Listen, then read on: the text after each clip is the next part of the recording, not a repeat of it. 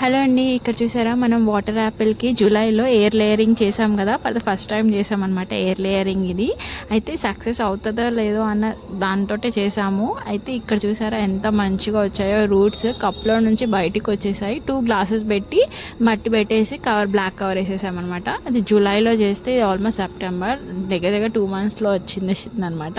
చాలా స్ట్రాంగ్గా కూడా ఉన్నాయి రూట్స్.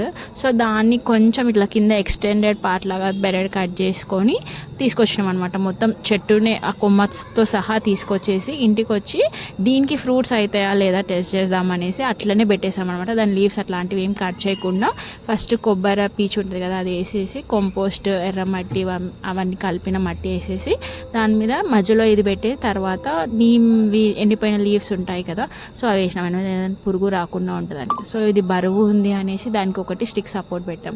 ఇది మన water Apple air layering success అయింది. నచ్చితే లైక్ చేయండి.